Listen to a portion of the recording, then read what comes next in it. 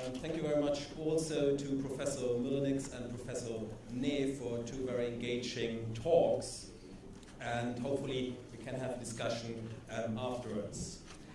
Today I'm going to use one example, an example that concerns actually a very technical and narrow question of law, of consumer contract law, but I would like to use this example in order to highlight a couple of issues that we face in Europe in terms of the regulation of consumer protection law at European level, and then the implementation of these consumer law measures at national level.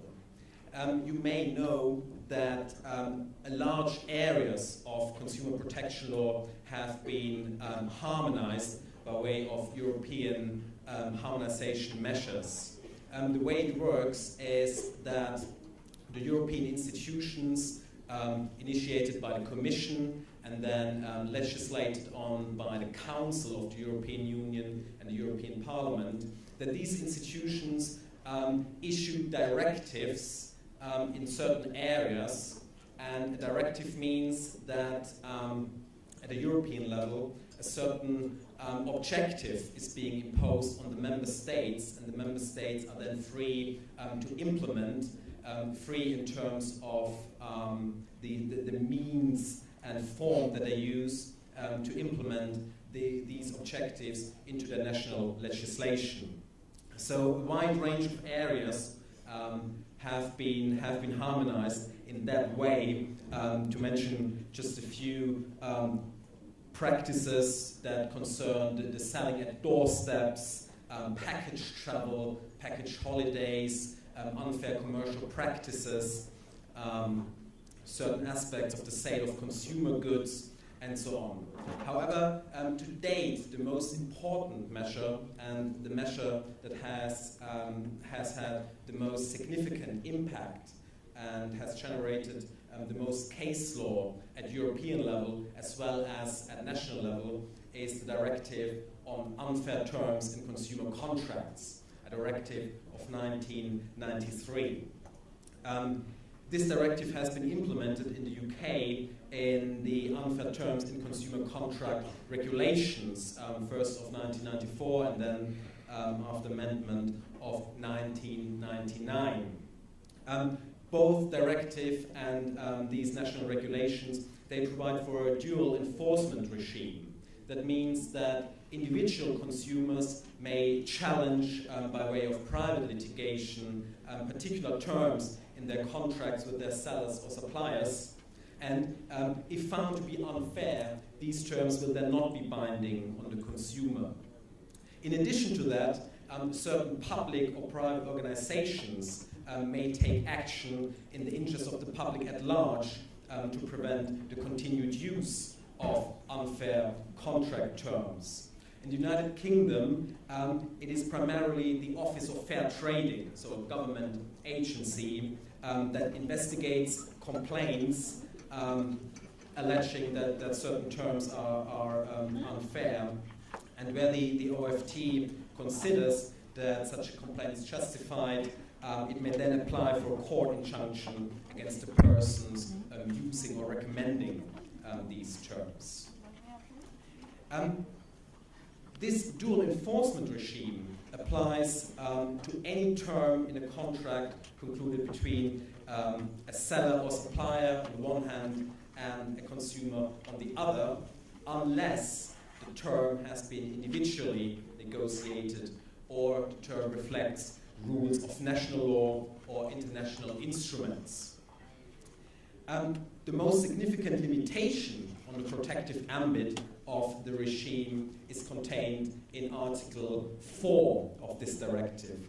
And now, unfortunately, I don't have PowerPoint, so I have to read this Article 4.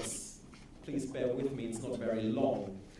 It says, assessment of the unfair nature of the term shall relate neither to the definition of the main subject matter of the contract, nor to the adequacy of the price and remuneration on the one hand, as against the services or goods supplied in exchange on the other, insofar as these terms are in plain, intelligible language. So what it means is that the main subject matter of the contract, be it on the part of the seller, so the goods or services that are delivered, or be it on the part of the consumer, so mainly the price that the consumer has to pay, terms that define these issues, they are not subject to the protective regime of the directive. So essentially, the efficacy of the fairness test at the heart of the directive hinges to a large extent on the interpretation and delimitation of the scope of this Article 4. The difficulties associated with this task, with the interpretation of Article 4, have been recognized early on, but mainly with a focus on the supplier's side of the bargain, so goods or services. It was, however, the consumer side of the bargain, so-called price terms, that have occupied the courts in the United Kingdom and at European level repeatedly. Now, the most recent episode in the UK was the highly publicized litigation initiated by the OFT against 7 high street banks and 1 building society regarding terms which impose certain fees for unarranged overdrafts on bank customers. Maybe later on we can have a little discussion whether such practices also exist here in Brazil, and I would be really interested in hearing your opinion on this. What these fees are, or how they work, is in the following way. So under current accounts, on a free given credit basis, a bank will be able to use the customer's credit balance and pay an interest rate to the customer that is substantially lower than what the bank earns with the money in the customer's account. So that is one part of the pricing structure of the bank. So the difference in interest that it pays to the customer and the difference in interest that it itself receives on the customer's money. Then customers can arrange an overdraft facility in advance with their bank, and then the bank will charge an interest rate on the overdrawn amount and may charge a fee for providing this overdraft facility. But then an unarranged overdraft concerns where the bank carries out a request, a payment instruction by the customer, although the customer does not have sufficient funds in his account to honor this request, or does not have sufficient arranged overdraft facility to cover the instruction. So, and there, in addition to charging interest on the unarranged overdraft, the bank may also charge a certain fee in relation to the unarranged overdraft, and banks charge these fees regardless of whether they carry out the instruction or whether they refuse to carry out the instruction. So these are these unarranged overdraft fees in current account contracts.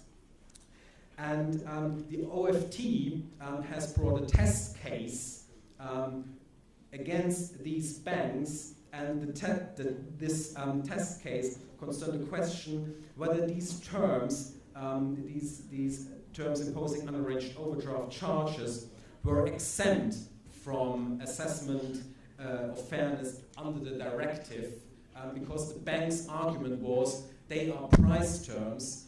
These terms define the main subject matter of the contract, the main obligation of the consumer, and therefore they are not subject to assessment of fairness. This litigation is interesting for a couple of reasons.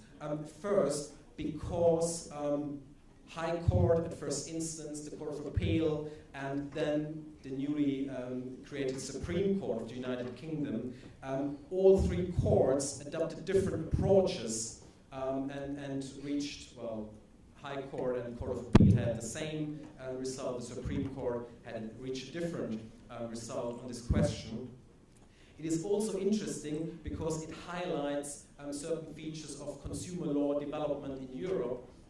Because if you look at jurisprudence of the Federal Supreme Court of Germany, which had to deal with similar clauses, similar fees, again we see a completely different approach there, contrary to the aim and objective of harmonization, which is to provide basically a level playing field and to make cross-border transactions for consumer more predictable and more secure in Europe. So what I'm going to do is first to look at the directive itself, because only if we can try to define the objective or the underlying rationale of this directive on unfair terms in consumer contracts, will we be able to then interpret this Article 4 in a way that is coherent and that makes sense. So first, let's have a look at the history and in particular the rationale underlying the directive on unfair contract terms. The problem with this directive, and this is a common problem for lawmaking at the European level, is that it essentially encapsulates a compromise between different philosophies of consumer protection.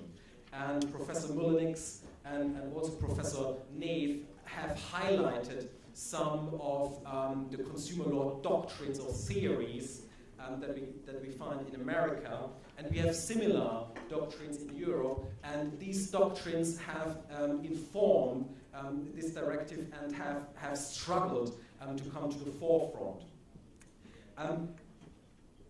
The Commission who made the first proposals for this directive in the early 90s, the Commission had a very narrow consumer protection rationale. It's probably fair to say it is the paternalistic rationale that Professor Mullenix highlighted. The Commission wanted to subject every term in the consumer contract to a standard of fairness, irrespective of whether this term was individually negotiated or not. The idea was that we need to provide a substantive standard of fairness, protecting the economic interests of consumers at the European level. Consumers should be entitled to rights protecting their economic interests against businesses abusing its economic, social, and psychological and intellectual superiority. Consumers should always receive good value for money, and their expectations, their legitimate expectations, should be protected. So the first proposal for this directive subjected every contract term to the fairness test. Now this generated substantial criticism from commentators. There was an influential paper by two guys from Germany, Ulmer and Brandner, and they argued that such a comprehensive fairness assessment of consumer contracts that would be a considerable dilution of the principle of a free market economy. Running out of time already. Functioning markets, they do not, in general, disadvantage consumers, and so there's no need for such a comprehensive protective regime.